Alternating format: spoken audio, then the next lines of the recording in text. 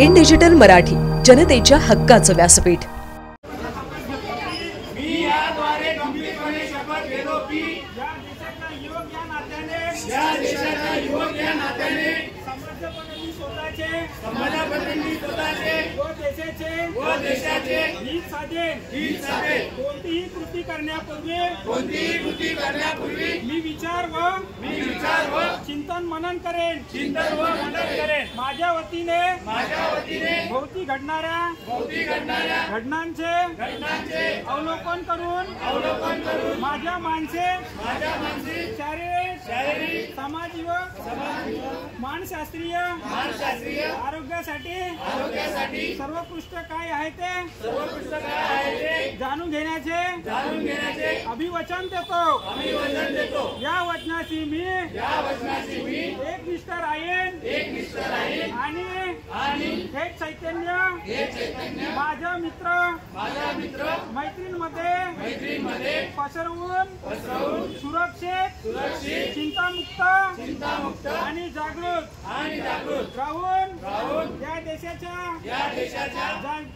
जागतिक नागरिक म्हणून जगेल।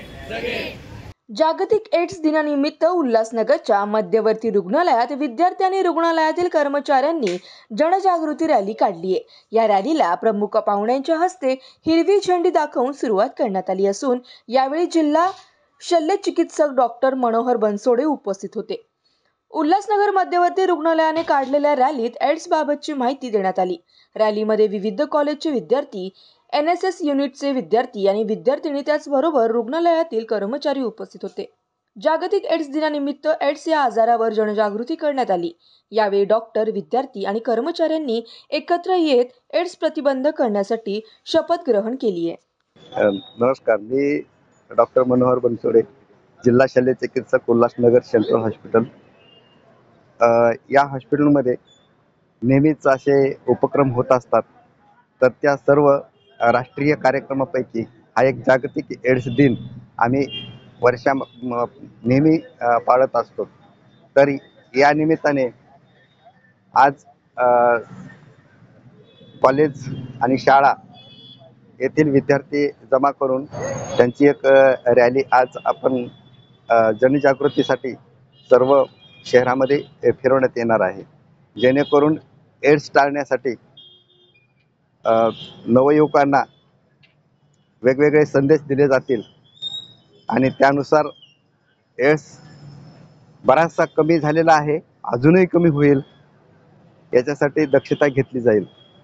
त्याचप्रमाणे आपलं हे रुग्णालय सेंट्रल हॉस्पिटल हे जिल्ह्यामध्ये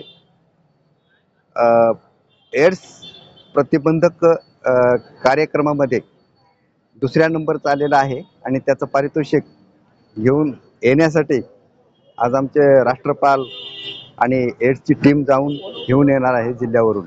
त्याचप्रमाणे आपलं हे ब्लड बँकेचं रक्त संक्रमण केंद्र सुरू केलेलं आहे।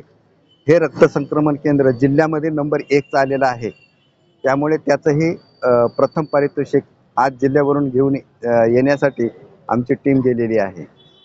तर अशा प्रकारे ह्या रुग्णालयाचा कायापालट करून पुन्हा एकदा शहरातील युवकांना पुन्हा आवाहन करतो की एड्सपासून सावधान राहा।